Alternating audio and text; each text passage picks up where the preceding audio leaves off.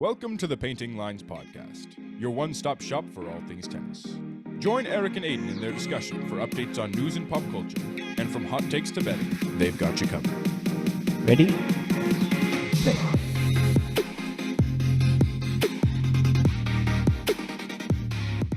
Welcome back to the Painting Lines Podcast. Last week we gave a recap of the French Open, and this week we're excited to say that we're joined by former top ATP Pro Justin Gimelstob. Justin, welcome to the show. Thanks for having me.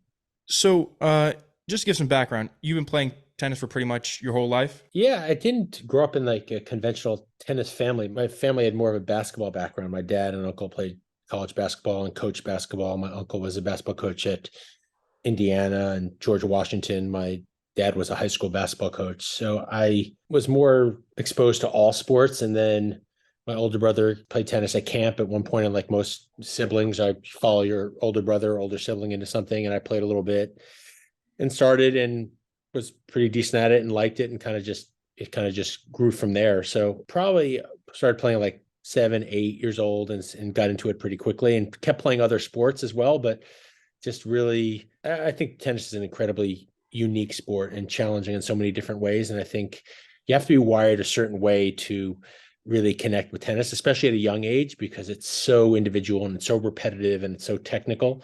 So it seemed to be a good matchup for my physical and emotional comportment. Yeah, I mean, they do say though, like a lot of the basketball athleticism, I think, kind of translates over to tennis, right? Because you have a lot of like the side to side movement, fast sprint, twitch muscles. So maybe the basketball background kind of helped you there. Yeah, I don't think I had a lot of the fast twitch athletic movement skills, but I think that probably the better matchup for me was the hand-eye coordination and the repetition and the technique and the individual aspect and the competitive nature of it. Tennis encapsulates every different form of athleticism. And it's one of those things where in other sports you could be, especially in team sports, you could specialize in certain things or have certain traits and kind of fill a role for a team. But that's the beauty of tennis, is that you're totally exposed out there. It's completely reliant on you in every way. And so you really have to tick every box and be, viable in every aspect of the sport. Otherwise you're going to be exposed. Yeah, and that your opponent is always looking for that gap in your game too. Yeah, that's the interesting thing about tennis is that, it challenges you in every way, physically, technically, athletically, emotionally. There's always something to work on. There's always something to improve. There's always an area that you can get better at. And it's so revealing out there, right? I mean, and that's before we started, you talked about Andre Agassi's book, Open. I mean, obviously that was probably one of the best sports books, definitely tennis books ever written, in terms of really being willing to delve into how all the challenges that an athlete, a tennis player confronts. But, tennis, such a unique sport. And, I think that's what makes it so special. 100%. Yeah, so you got into it pretty quickly though. I mean, you said you started around 7, 8, but by the time you were 12, you were already the top ranked player in the US. And I was wondering, when you got to that level, were you stressed about where you were ranked in terms of people, or were you just kind of like, I'm one of the best, we'll see how I do in these tournaments? Yeah, it's interesting when you talk about rankings. I mean, there's really nothing else in life that is as finite as a tennis player's ranking, right? I mean, like, think at the highest level, obviously, as a professional, like, think about, exactly where you stand in the whole world relative to things. I mean, most things in life are very subjective. And I say this all the time, and people always tease me because I get, locked into these key phrases or words that I repeat all the time, but like meritocracy, right? Tennis is ultimate meritocracy. Whereas so many things in life are subjective. I mean, even team sports. I mean, sports are technically the ultimate meritocracy because it's out there and you have a tangible result. But even team sports, they're subject to so many variables in terms of, does the coach put him in? How does your teammate, does he make the shot? Are you stuck behind a Hall of Fame shortstop in AAA? Where were you drafted? There's so many other factors. But in tennis, obviously some people have more opportunities than others, but if you keep winning, you can work your way up and keep going. Obviously, it's not the same for everyone. Like I tell my 9-year-old son, the one word that can't use in our house is fair. It's a word that doesn't bring a lot of value. But, tennis is the ultimate meritocracy. And when you talk about ranking, juniors is a little bit different because you have age groups and so forth. But having that tangible connection to a number and where you stand, it's both incredibly motivating, scary, humbling. It's a lot. But I think in some ways, look, you look back and you always reverse engineer how or why things are. But yeah, the fact that I was a very successful junior, I actually lost in the finals of the 12 and under nationals to Matthew Wright, who now is one of the top pickleball players. I just saw him on the other day. It's kind of neat. Yeah. Yeah, we did an episode on pickleball the other week. Yeah. Yeah. He's one of the top pickleball players. But I think it's a blessing and a curse being a really good junior, because I do believe winning is a learned act, and junior tennis is treacherous. My family benefited from kind of not knowing. I don't know if it's gotten uglier or harsher or more unforgiving, but it doesn't seem like it's the healthiest world. But it's kind of like ignorance is bliss. We didn't really have any history in it, so we just kind of went in with blindfolded and blindly just putting one step in front of the other. But when you win a lot as a junior, like I said, it's a positive and a negative.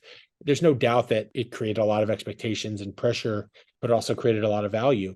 I do wish that maybe I was able to detach a little bit more from the result and be a little bit more process oriented. But I think we did a pretty decent job. I mean, I developed the right type of game in theory in terms of trying to play the right way for it to translate to the next level, right? It wasn't like one of those cautionary tales of being like the best 12 and under because I was pushing the ball and then, flamed out and either burnt out or played the wrong style that didn't lend itself to developing to the next level. But I definitely became entrenched in winning in the results and being number one and so forth. So it was kind of a push-pull type of situation. I definitely wish that I could have appreciated and accepted more of the process priority, but that's kind of life in general, isn't it? Mm-hmm. Definitely. I actually have a follow-up to that. So you mentioned, being that young and being that exposed to that level of competition, like burnout has to be inevitable. So how did you avoid burnout? And did you see a lot of burnout on the junior tour from other players? Just kids getting fed up with it and calling it quits. Yeah, not really. I mean, most of the kids that I started off with ended up going all the way through, at the highest level. Like I played doubles with Jan Michael Gamble and we won the 12 and under doubles. And then we ended up playing in the 18 and under finals, so the national championship in Kalamazoo, and then played against in the pros together. Ryan Walters, who I beat in the finals of the 14s nationals, was this awesome player that had a great career at Stanford. And the Bryan brothers, were great players all the way through and then became the greatest doubles team of all time. So Paul Goldstein was in my junior range, and he, now he's the coach at Stanford and had a great amateur, college, and professional career. So a lot of the players that I grew up with went all the way through, that started from a very young age. Scott Humphreys, Cecil Mamet.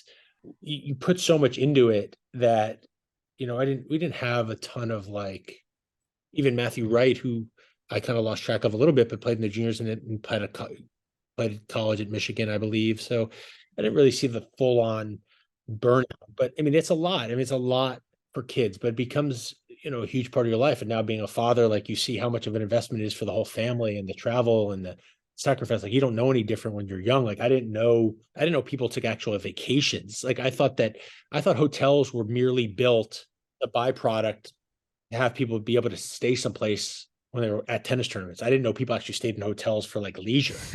The life of a tennis player. I was one of three boys. My older brother's 18 months older than me. My younger brother's 22 months younger than me. We're playing in different age groups all over different tournaments. It's divide and conquer. It's a whole thing. So much goes into it. And one thing it feeds the beast, right? Mm-hmm. It's just it becomes like a conveyor belt of commitment and buy-in. Yeah. That's the way it felt. And then also it becomes your life. And I think once again, not to go back to it, but Agassi's book, there is a theme.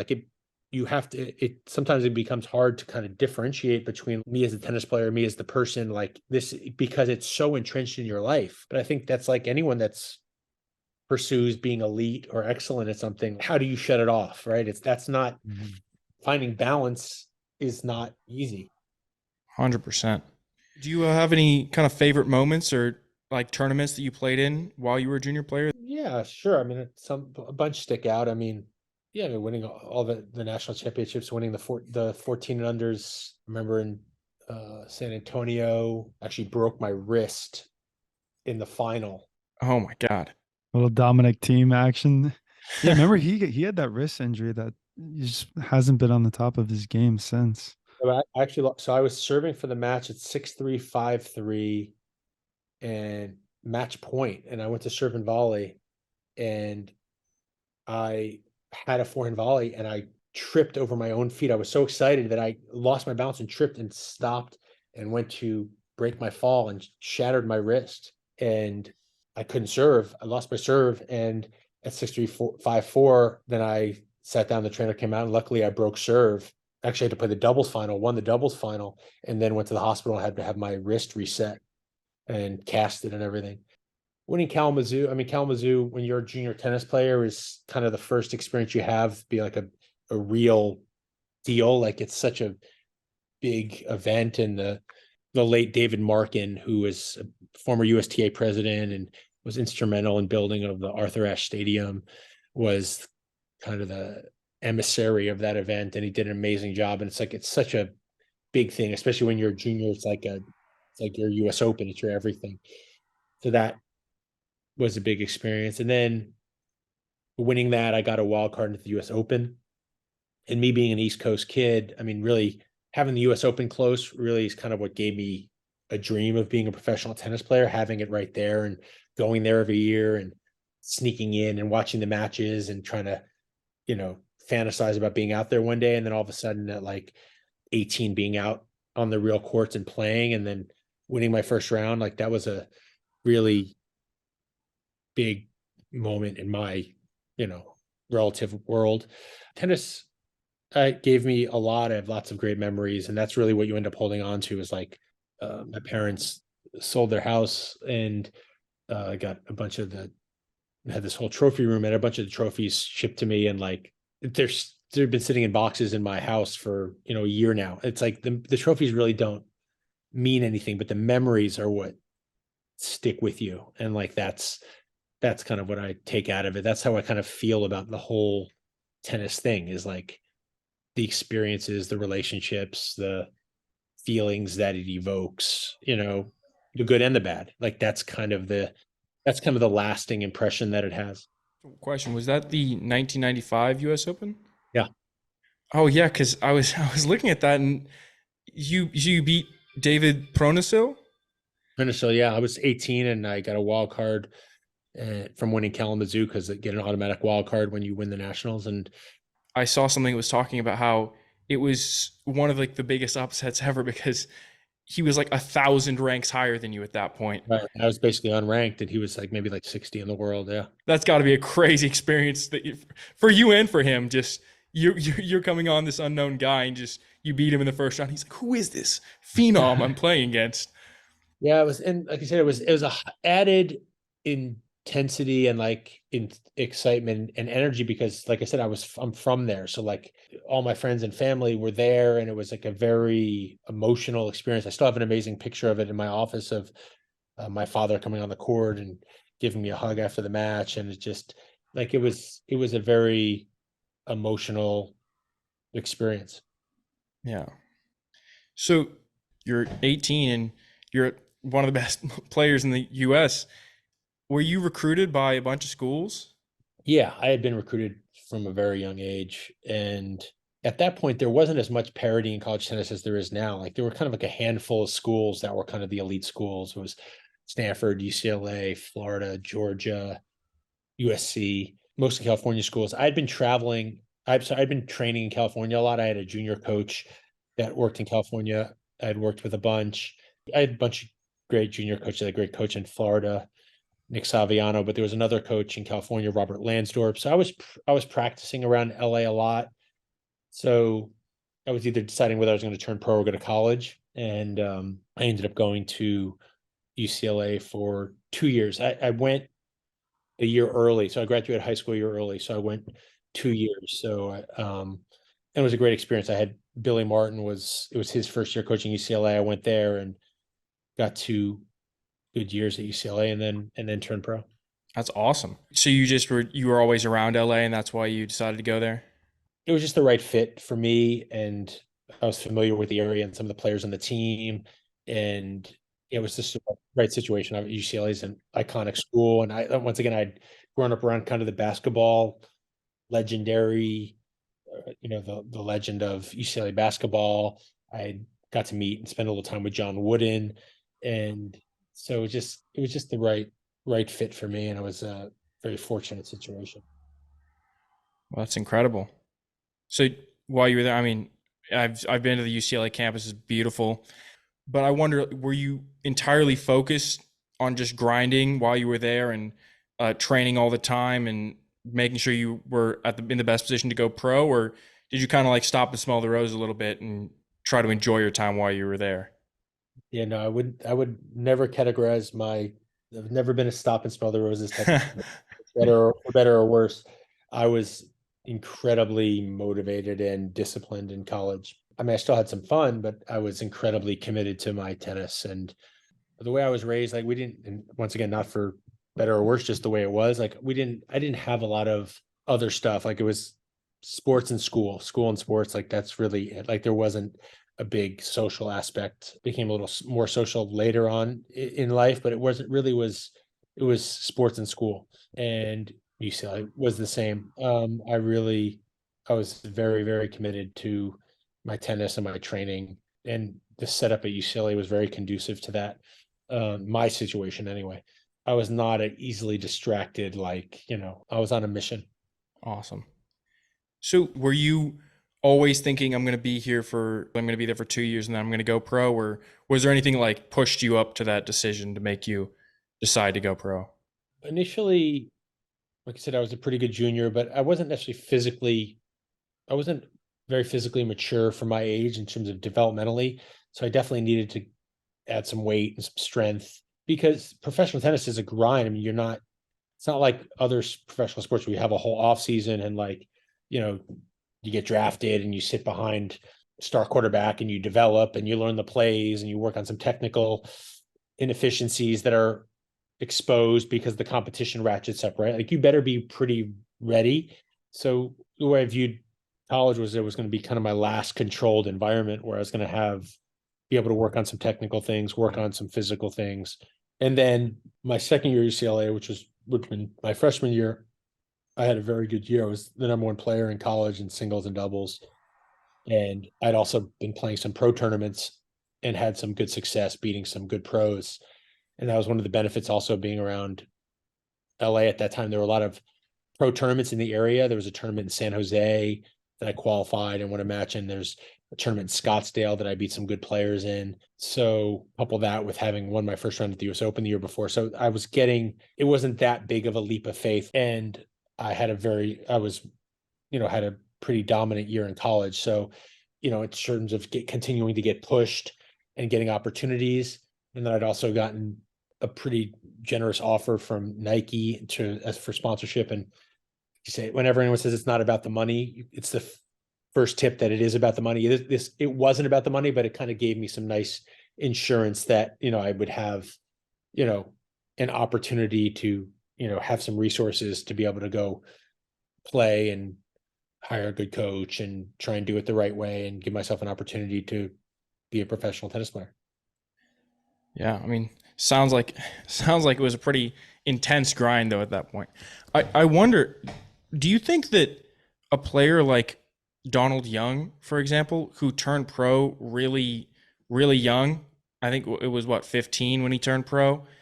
Do you think if he had decided to go to college and develop physically, that would have been a big benefit for his overall, like the length of his career? Yeah, it's so tough. Look, it's always easier when you have the information after, right? And everyone has their own path and their own process. It's impossible for me to know because I don't know what he went through. Everyone has their own stuff, right? I mean, he was an incredibly talented junior player, and once again, you don't know the situation and the details surrounding it. You don't know someone's financial situation. You don't know their family situation. You don't know their emotional situation, like, and it's like, and Donald Young had a lot of success. I mean, look, everything's relative. I mean, things are skewed by how we view success, right? I mean, Donald Young had some incredible moments in his career. Like, it's a tough sport, and it's not like other sports where, you have a breakthrough year and you get a 6-year guaranteed contract and you're flying on private planes for the rest of your life, whether you win matches or not, right? Tennis is cutthroat and brutal. It's always easy to make decisions after you have all the information. Like, I'm a firm believer now, as I've gotten older, is like everyone's doing the best they can with the information they have at the time. And Yeah. No, tennis is brutal, huh? It's one of the only sports that you can actually lose more than you win and still have a successful career. Can you kind of speak on like the mental toll that tennis took on you, like with that mindset? I mean, talk to my therapist. I don't know. Talk to I mean, it's a very, I say this in the most positive way. It's Mhm. incredibly damaging sport. It's just so individual and so harsh. It's a hurtful thing, right? To be that exposed and it's just, it's a lot. I love it. I love it. I Mhm. still do it. I still play a ton. I love it. I love the competition. I don't think, but it's damaging. It's hurtful. It's, but it's awesome. I mean, it's just, it takes a lot out of you, and it takes so much of you, and you know it gives you a lot too, but sometimes it might not always feel proportionate. Yeah. Yeah. The highs are high and the lows are low. I know our football coach used to say football takes and takes and takes and takes, but then it just gives you that little bit like to keep you going. So I'm sure it's same with tennis, that feeling when you win a match or you hit an ace or a nice volley, it's those little moments that just keep you around, that make you love the sport. Does, yep. Yeah, so you turned pro, and then I was looking at some of your uh, wins in your career, and I noticed in 1997 must have been one of the craziest summers of your life, because I saw you beat Gustavo Kuerten, who was number 12 in the world, at Wimbledon, and then you beat Andre Agassi in LA and Peter Korda, who won I think the 1998 Australian Open in Montreal. So you were playing at an insane level. Do you think this was like the best for like singles, like your best tennis you ever played? Or was there another time where like you maybe felt that you were at a better level and the results weren't there? Or how were you feeling at that point? Yeah, I think at that point it was just new, and every match, every tournament has its own kind of circumstances. Like, Quertin had just won the French Open, but he wasn't as great of a grass court player, and I was more comfortable on grass, but that was still a neat win. I think that was my first Wimbledon win.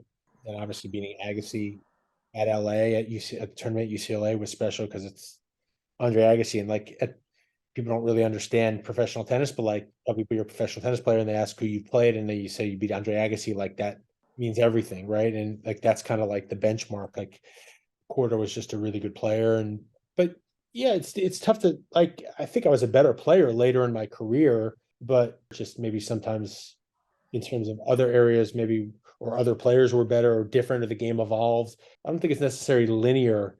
It's just, also the game evolves, right? Like, the game kind of shifted a bunch during the course of my career in terms of the level of athlete that came into the sport, the way the conditions on the tour were. So players' games developed, adaptations are built as a result of things changing, and then there's like a knock-on effect. But I still had some, I was still playing decently at the end of my career, but then my body kind of broke down, and then you start kind of chasing your tail in terms of your health and other aspects. But like, but in 2000, I retired in 2007, 2006, the summer 2006, I was still playing pretty well. I remember I got to the finals in Newport. I beat Andy Murray there. And then, but that was right before Andy Murray was the Andy Murray that he became. Like, he was just becoming, I mean, he was always Andy Murray, but he was just becoming the Andy Murray there. But, and then my back got really bad. And then, I ended up, my career got cut short. But at that point, players weren't playing as long as they are now. Like, it was kind of routine to be retiring in your early 30s. And like, now that'd be super early. Like, as I said, things have kind of evolved in professional sports where players are playing so much longer, taking better care of the body, understanding their bodies more, understanding training more, understanding health and nutrition, all that stuff. But my body, my back particularly really broke down. But I also had other things in life that I wanted to pursue and achieve. So I was fine with it. I had closure. I was fine with it. Yeah. I remember I saw something a couple days ago. It was about Kevin Durant talking, and he was like, people ask him why he doesn't score 60 points a night. And he was like, yeah, people adjust. They're going to double team me if that's happening. So it's kind of a similar thing here where it's like, you can't come on into the tour and beat everybody immediately, because as soon as you play them the first time, they're going to adjust. Then you play them the second time, they're going to adjust again. And it's just how it goes. It's a great point. Like there's a cause and effect to everything, right? And you get the benefit of kind of people not really knowing your patterns and routines. It's like the NBA playoffs. Like if you ask anyone about the NBA playoffs, the reason it's different is because there's an adjustment after every game. It's like, so it's not about how are you going to adjust, it's how are they going to adjust to your adjustment, and how are things going to be exposed, right? It's like and that's the element in sports and life. You're dealing with, especially at the highest levels of things, like very, very small margins. So, and tennis is very unique because there's so many less variables like in other sports, because in singles, there's only two people on the court. So it's not like football, there's 11 on the side, or baseball, there's 9 on the side. Like, so there's a cause and effect. There's a direct correlation between everything you do and what your opponent does and how they do it, and how you impact each other. That's why tennis is particularly unique in the fact, like look at baseball right now. You have the best baseball teams. A team could have an amazing season, win 100 games and lose 62. Like in tennis, if you're a little bit better than someone, you don't beat them 60% of the time. You beat them like 98% of the time. It's like, why look at Gael Monfils, an amazing player. He's an amazing mover, one of the best athletes to ever play the sport. But Djokovic has beaten him like 18 straight times because he's just a little bit better of a mover. He just hits the ball a little bit better, right? So it's like, so he doesn't beat him a little bit more of the time. He beats him every time. That's another unique aspect of tennis. Frankly, that's kind of what I ran into. Like I was a really good junior, and I was a really good college player, and I was a very average pro because guys were just a little bit better than me in everything. So I couldn't outthink them or outwork them or out this. Like they were just, and sure, I could have done things better. I could have improved certain things, or could have played better. But at the end of the day, like, you eat what you kill. Like you are what you are. Like people could come up with as many excuses as you want. Like I had this tough draw, or I had this injury, or this situation. But like at the end of the day, you beat who you beat, you lose who you lose to. Your ranking is what it is. Your career is what it is. You are what you are. And tennis, it goes back to what we talked about earlier, like that ranking, like that number's there, and it's pretty indicative of where you lie in the tennis universe. Yeah. Like you said, the ultimate meritocracy. But I mean, like you were saying, I was looking at something actually just earlier today, like David Ferrer. I mean, all-time great player, but he lost to Federer 17. He played him 17 times. He lost to him 17 times. The guy, I don't think the difference was that massive, but because Federer was that little bit better, he beat him every single time. It's a great example. Yeah. I mean, there were some close matches, but overall, and whether it was the matchup or whatever it was, but obviously Federer is, one of the True. all-time greats. But yeah, I mean, it's small margins. And if you can't do something to break the other person's patterns or make them uncomfortable or do something that they can't defend against, they're going to beat you every time. Exactly.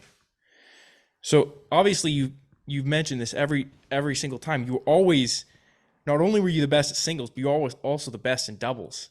And I did notice from some research online that it seemed like you almost like a doubles specialist, because I saw that you were playing in the 1998 in a bunch of Grand Slams, especially in mixed doubles. And so I kind of wanted to talk about that. First off about that, how did you end up partnering with Venus Williams? Yeah, I mean, I had a lot of success in doubles. My game probably assimilated to doubles more naturally because I like to come forward and I like to volley and move around at the net and cover the net. But I was probably better in doubles relatively, but I didn't specialize in it because when I look at specializing, it's more like prioritizing it. I never prioritized doubles, quite the opposite. Like I never played doubles in a tournament that I didn't play singles. Like now you have players who don't have a lot of success in singles and they specialize in doubles and they play a bunch of years where they just play doubles. I never played a tournament where I just play doubles.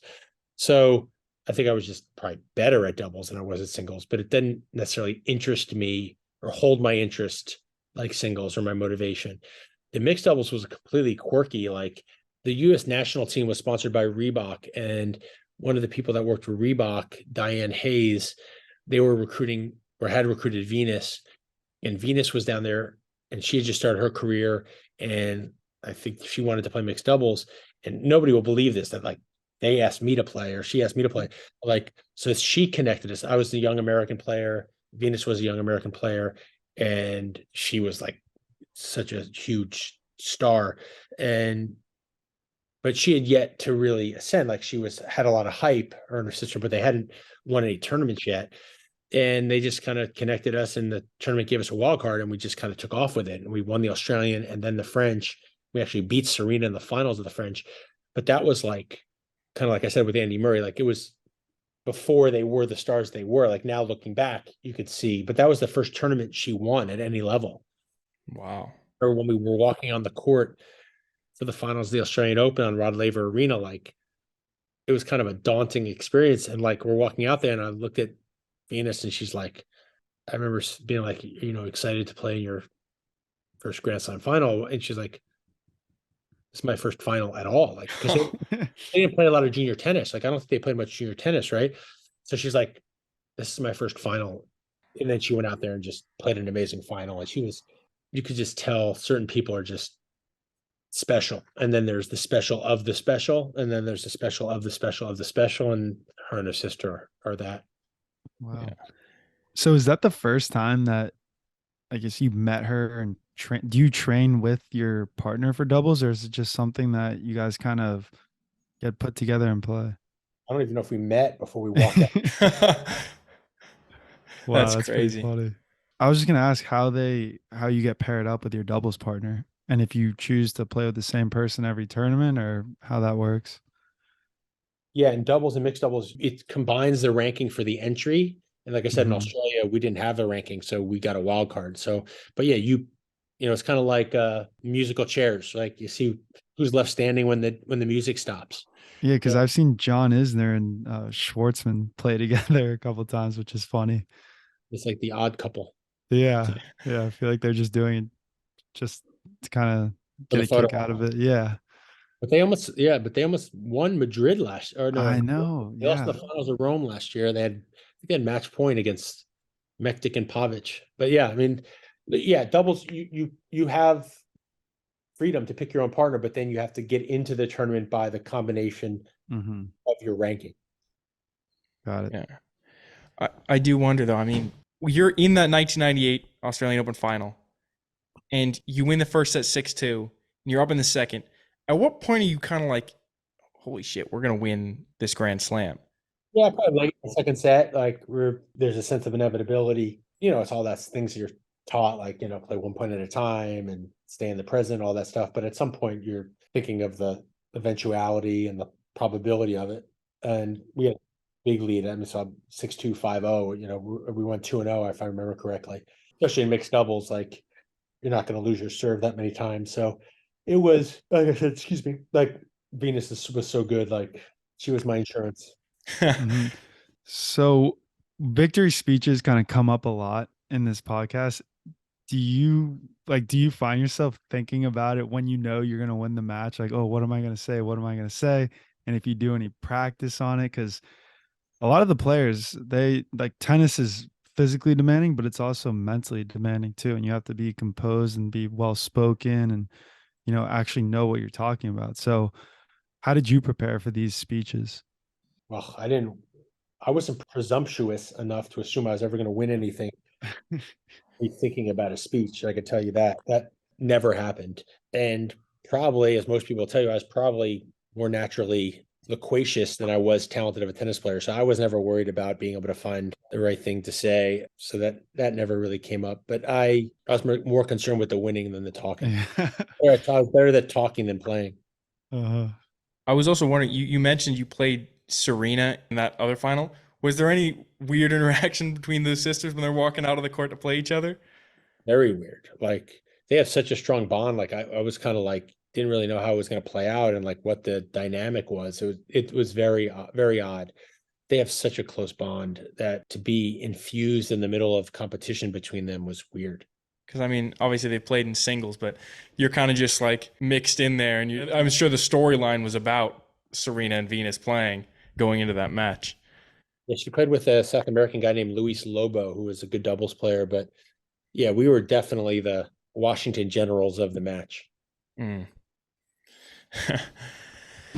So I had one more question about your playing career. You played against Nadal and Federer, and I was wondering, like, when you played them, was there anything as a player that you felt like you're like, okay, these guys are like the next level? Oh yeah, totally. Yeah, I mean, look, whenever you're on the court with any of those special players, with Sampras, Agassi, Chang, Courier, Federer, Nadal, Murray, like they're special. Like it's physical, mental, technical, or combination of all of it. They're special, and you feel it. You sense it. They're different. Yeah. Were there any guys that like you played that you felt like were at that level, but either didn't find the success or like people don't know as much about them? Rios.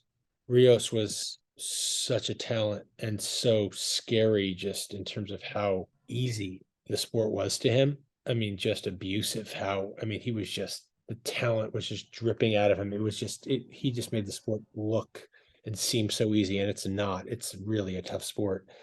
And he's someone that if he had, I don't know, because once again, I don't know what he's dealing with, but if he had some of the other traits mentally or emotionally or work ethic wise, it would seem like should have achieved better results. I mean, he still got to number one in the world, got to a Grand Slam final, but like he was just so special that you would have thought that he would even had better results. And that was one guy that you played against that I was just like, this guy's playing a different sport than I am.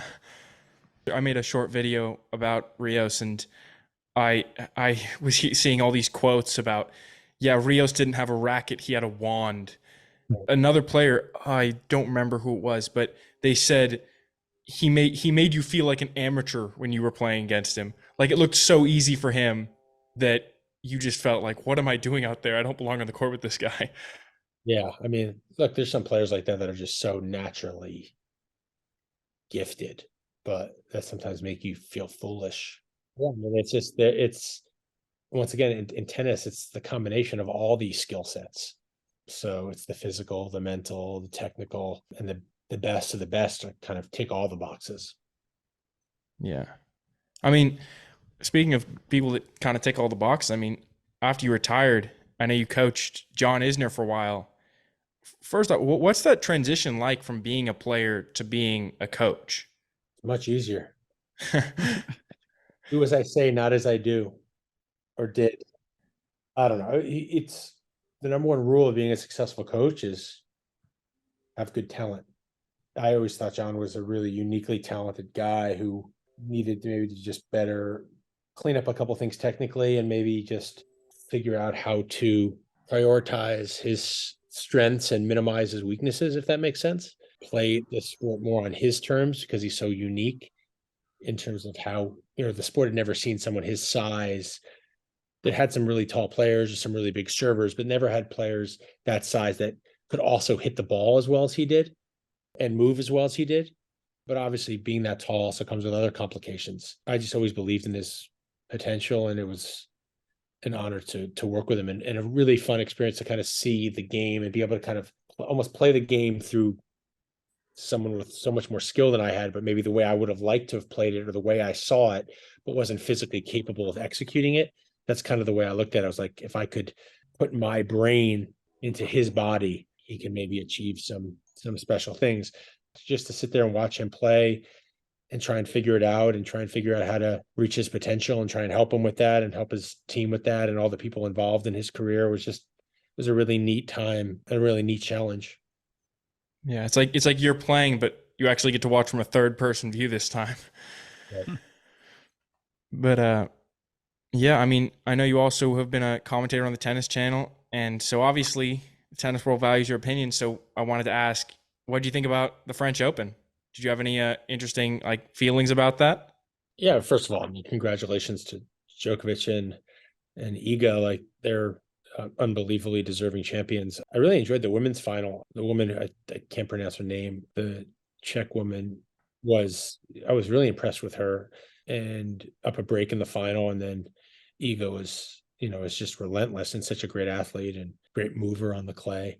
But Djokovic, I mean, I think the story of the tournament really was Djokovic against Alcaraz in the semis. I think it was very surprising that Alcaraz physically wore down, and he had cramped. I used to cramp a lot, so I don't know. You don't know how much the cramping is emotional versus physical versus imbalances, but it seems like from Alcaraz, like the pressure and the intensity and the emotional drain of what Djokovic in the scenario and the situation, how it made him feel and made his body react on a cellular level was unique and interesting to me, especially considering this isn't the first time, he's already a Grand Slam champion. He's played Djokovic before, but to kind of have it revealed that his nervous system kind of went haywire. I think it's a lot of credit to Djokovic, how much pressure he could create and build and how much he pushes you and challenges you to kind of be at your highest level. And I think it'll inevitably be an incredible learning experience for Alcaraz, but once again, it's just another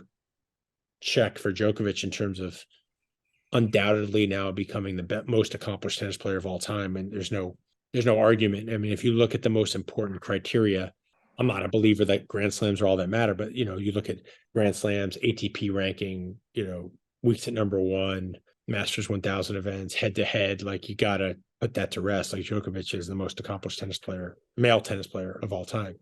So I think that was a really big tipping point, and obviously sad that Nadal couldn't play, and hopefully he could finish his career on his terms. But I mean, Djokovic, you got to give him a lot of credit. He's been through a lot, and he's not slowing down. I mean, it's got to be the favorite at Wimbledon, and you got to tip your hat to it. I mean, those titles are earned in every way, and you just got to give all the champions there so much credit.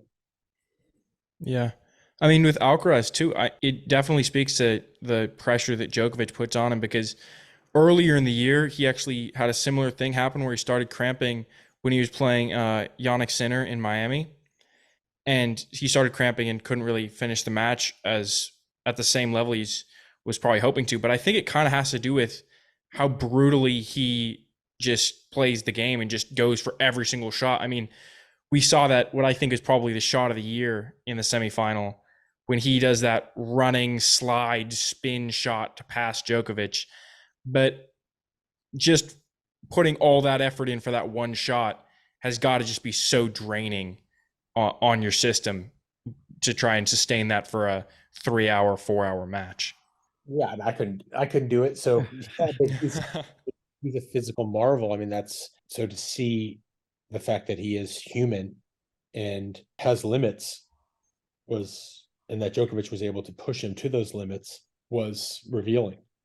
I mean, Djokovic has been through a lot. You got to give the guy so much credit. I mean, he's been through so much adversity and been so much pressure has been put on him, and he just so resilient and is so relentless in his pursuit of clarity and greatness. I mean, I actually think Djokovic is going to go down a lot like Muhammad Ali. I mean, people forget Muhammad Ali was villainized in our society for refusing to support the war. And I mean, he was booed everywhere he was. And, now, God rest his soul, he's considered one of the greatest athletes, humanitarians. I mean, he lost his championship, he lost his belt. He's willing to sacrifice everything for what he believed in and what he prioritized. And, oftentimes history doesn't reflect positively in that moment. I think the same is going to be with Djokovic. I mean, the guy was willing to sacrifice at the height of his career, playing in the biggest tournaments because he believed something to be right, even taking away from the whole vaccine, anti-vax, all that political mumbo jumbo that we're not going to unpack here today. Yeah. The fact that he was willing. I mean, a lot of people are willing to be principled until it hurts or until it counts. But how many people are actually willing to be principled when it hurts the most? And he was, and then he goes and still wins and gets all the records and gets back number one. And like, I'm telling you, like, the guy is just a different breed. And anyone that, I mean, it's almost impossible now to not tip your hat to him, but anyone that wants to harbor those negative feelings towards him or wants to bias against him, like, it's going to be a tough argument. 100%. And like you said, I mean, looking at Wimbledon, he has to be a favorite going into that. But I mean, I do have to kind of consider, like, it is a tough, like you were saying, actually with who was it? Querton. Yes. Yeah, but that's a completely different situation. Like, Querton's game didn't match up on grass. And eventually Querton got to a quarterfinal at Wimbledon and he developed his game, and also the grass kind of changed. But like Djokovic, no one else has won, no male player has won Wimbledon in like how many years? Like Djokovic has won. There was the year they didn't have it, but Djokovic has won a bunch of years in a row. Like there hasn't been someone who's won Wimbledon other than Djokovic in a long time. Like it's not really a comp because his game matches on grass. Like, let's think, there are like 5 guys that maybe, like, if you could think off the top of your head, how many guys could actually win Wimbledon? Like, there's some players that could do well, but when you think about actually winning Wimbledon, how many guys could actually win Wimbledon or be considered a contender to the degree of being able to challenge Djokovic? I mean, there's probably a handful. Yeah. But once again, like, I mean, if your life depended on it, you had to take Djokovic or the field, who would you take? Yeah. I mean, I know who I would take. That being said, like last year, like, to his credit, like he had tough matches. I mean, Sinner was up 2-0 against him. Nori won the first set against him. Kyrgios won the first set against him. I mean, that's the other part. He's so resilient and, best out of 5 sets. Like, he's got so much going for him offensively, defensively, physically, mentally, technically, tactically. Like, he's going to challenge you. Yeah. And he makes those adjustments in the moment too. I mean, I remember one of my favorite matches ever was that 2021 French Open final where he played Tsitsipas, and it looked to 90% of people like Tsitsipas had it. And then all of a sudden Djokovic is just like, wait, I just need to make that slight adjustment. And then all of a sudden storms back and wins it in 5. And everyone's shocked. But then again, you think about it and you're like, well, if anyone was going to do it, it was going to be Djokovic. Yeah, I think also it's like that old adage, defense wins championships. I mean, his movement is his insurance. Like, he just puts the clamps down. I mean, I saw some crazy stat. Like, he played 6 tie breaks at the French Open and didn't make an unforced error. Like, his ability to just defend, absorb pace, rely on his legs and his movement and his balance to extract errors. Also, his technique holds up under pressure because he's so technically solid. Like, kind of like a house, right? Like, you start with the foundation. You build a good foundation. The foundation of his game is so repeatable. And I think that's what reveals itself in pressure situations the most. Yeah. Wow. Hey, Justin, I have a question. So what was it like playing abroad? People in their own country. Sorry, let me rephrase the question. I know where you're going. Yeah. It's like playing an away game or something. Yeah, exactly. Because you see kind of like lower tier players make runs in their home tournaments.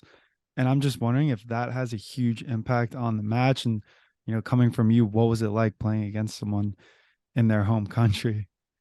Yeah, I mean, I think that's, it's akin to like in American sporting events, like in betting lines, like there's, a couple point spread difference when you play at home or away, right? Like there's a tangible quantitative margin for, the comfort of being close to home or have a routine, and also the emotional energy and adrenaline from getting support and familiarity, right? Like that's quantifiable.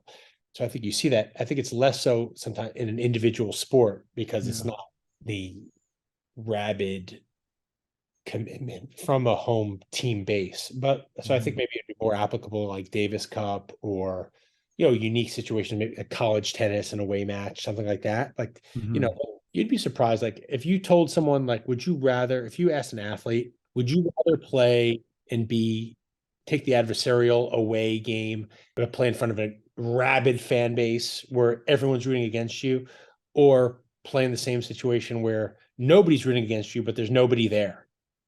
I think every athlete would rather play in the rabid against me. Like you crave the energy, like you crave that adrenaline and that intensity. And it sounds crazy, but like, and I'd be surprised if most people didn't feel this way. Like when you're in the heat of a competition, like there really isn't that much feeling of a difference if it's 1,000-seat stadium, 15,000-seat stadium. It just goes down to energy. Like you feel the energy, but like when you are playing your best, like you're kind of locked into your stuff and you're keeping it small. But given anyone's druthers, like I mean, there's nothing more fun than playing where everyone's for you, but a close second to everyone for you is having, whether it's against you or just having energy in the place. Like that, it's special any way you cut it. Got it. Yeah, because I know that is something Djokovic tends to do pretty well too, like kind of feed off the crowd. Like even when they're against him, he almost likes it because he likes to feel empowered and just kind of show them that he's the guy. Yeah, but it's a source of fuel, no doubt. Yeah, I mean, I remember watching this press conference or not a press conference, but an interview after the match with Medvedev, and the crowd had been against him the entire match, and he was like, you guys are the reason I won this match. You guys gave me all this energy. It's just like, oh, the ultimate payback against the fans. Totally. But yeah, so that's it for the interview portion. Do you want to participate in these segments with us? Sure. So our first up in segments, we have what's new in tennis. So we're just gonna bring up an article that we saw or news topic that we've seen in the past week. So Erik, do you want to kick us off? Yeah, I'll start us off. So this week I saw John McEnroe gave the commencement speech at Stanford University. He went there for a year, and just reading some of the quotes, he is someone that I would love to just spend the day with. Like he is so funny, seems like such a great guy. He had some quotes. Let's see. So just like life, the ball will come at you fast and you'll only have a split second to decide what to do with it. Sometimes life is like an endless rally where you just end up losing the point. Like he did a great job of relating tennis back to real life. And then in other news, Andy Murray wins his second title. So he is coming into Wimbledon confident and on top. Hopefully he can get one more. That'd be nice to see, or at least make a run. Couple of things. So McEnroe is obviously unique, special guy. Like, he's just one of those kind of iconic figures in the sport, and just a natural entertainer. Yeah. I heard he was the first athlete to give the commencement speech at Stanford. So it's great when tennis gets the love, and he won the NCAAs there at Stanford. So I know he means a lot to that school. And that school means a lot to him. Murray won back-to-back challengers, but just shows you how tough the sport is. He got whooped by Demon Hour today, right? So it's like one of those things where there's no reprieve. Like he plays kind of a younger version of himself today and loses in Queens after winning 10 straight matches. But that's a great opportunity for him to go into Wimbledon with some momentum, and obviously having won there twice and getting so much support from the home crowd. It's amazing what he still continues to do with an artificial hip, right? I also want to give one other thing. Francis Tiafoe breaking into the top 10. That's super cool. Like to have two Americans in the top 10 again with Taylor Fritz, and just Francis Tiafoe's got an amazing story. Like I want to make sure, I'd be remiss if we didn't give him some love. The way he did it too. Huge demarcation getting into the top 10. Yeah, and that's kind of goes back to what we were saying about, he was playing in Germany against Struff. So Struff had the crowd or Tiafoe had the crowd against him and still found a way. All right, Aidan, what's new with you? What did you see?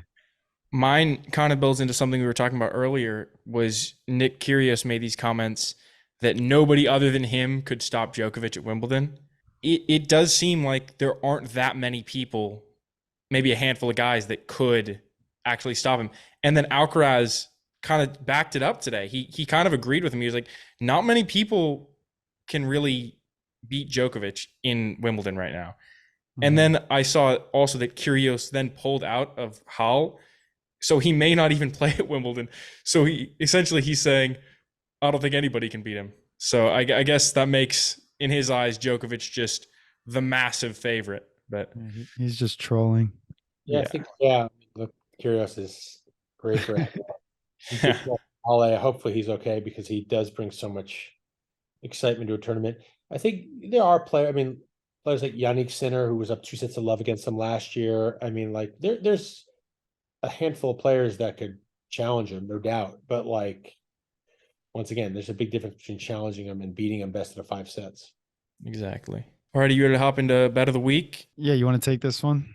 My first bet, my bet was Jari plus 235 over Tsitsipas. Jari, he's coming off a good clay season. Tsitsipas hasn't had the strongest grass start. I mean, he lost in the first round to Gasquet and then had a close 3-setter in this first round at this tournament. So that's why I'm taking it. Obviously, I always go for the underdog, but it's a tough bet. It's going to be tough to beat Tsitsipas, but that's the bet I'm going with. Yeah, I like that bet. You know me, I'm bullish on Jari after seeing him these last few tournaments, but I don't really know how he plays on grass, so this will be interesting. My bet of the week, I'm taking Shelton plus 145 over Musetti. I haven't really been too involved, but kind of a underdog scenario. Shelton played his first match on grass the other day, and I don't know. I'm kind of playing favorites. This is an emotional bet. I like Shelton. I want to see him win. So that's my reasoning. Solid. I love the Shelton Musetti bit. But Shelton's a pretty big favorite, right? But Musetti, I mean, Shelton's lefty serve into Musetti's backhand. Like, Musetti's talented, but I think he likes a rhythm and likes playing long points. And Shelton is, the ball's hopping all over the place. I mean, what a live arm he's got.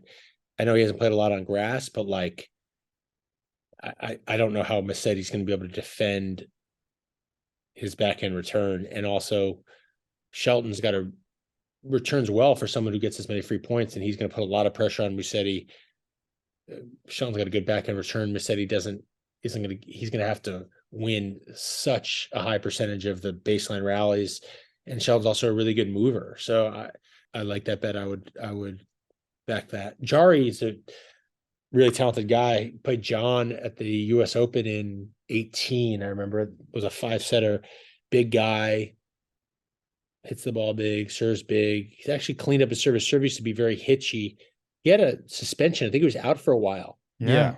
He tested positive for some was it performance enhancing? I don't know. It wasn't his fault though. I guess he was taking something that his trainer had told him to take and he didn't know. Yeah. Well, I mean, we also read Open in Open. I guess he said that he didn't know the meth was in his drink. So we never know. But that's anyway, he's a big, strong guy. I think his game should translate over to grass pretty well. He's got pretty clean structure, a little bit long, but Tsitsipas is he's a great athlete too, and he's struggled relatively, but I think he's gonna have a good grass court season is Holger Rune. I think it will translate well. He moves so well. He's someone who, like, when you look at someone who maybe could break through and win or beat Djokovic just because he's not afraid of the big moment. I mean, look what he did at Bear Sea last year, beating 5 top 10 players or something, like beating Djokovic, and he's such a good mover, and he's just got that X factor where he's not afraid to pull the trigger, and he's not afraid to win. Like, he's got a delusional self-belief. He's not going to talk himself out of greatness. He expects it. And that is, well, it might not always come across the right way, or some people might be offended by it at some point. Like, that's what it takes. So don't be surprised to see someone like him, challenge for the very top. 100%. So yeah, I think hopefully those bets it. But let's get into the match of the week. Erik, did you see a match of the week? Yeah, I didn't get to watch too much, but I did see Struff and Hurkacz. So Struff took down Hurkacz 3-6, 6-3, 6-3. Wasn't a super close match, but I loved watching these guys play because they're both heavy hitters, just trading big blows. And ultimately Struff came out on top, which I do like to see. And yeah, just like I said, two big servers, and it was a fun one to watch, even though it wasn't super close. Yeah. Mine was Tiafoe over Struff. I mean, we talked about it. Super tight match. Tiafoe dropped the first set 4-6, but then fought through in 2 tiebreakers, 7-6, 7-6. And I think that the best moment was just that match point where Tiafoe gets the overhead and then Struff barely gets the ball back, but it would pass Tiafoe, and then Tiafoe just reaches out and sneaks the ball back over, and it's the winner. And then all of a sudden, he just a outburst of emotion because he's just, I can't even imagine just all that pent up tension, and then it all comes out.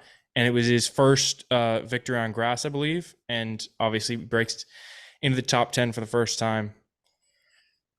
I also saw, just kind of want to honorable mention, Gasquet over Tsitsipas, 7-6, 2-6, 7-5. Pretty intense back and forth match. And what I think is maybe Tsitsipas overlooked Gasquet, but that's just my opinion.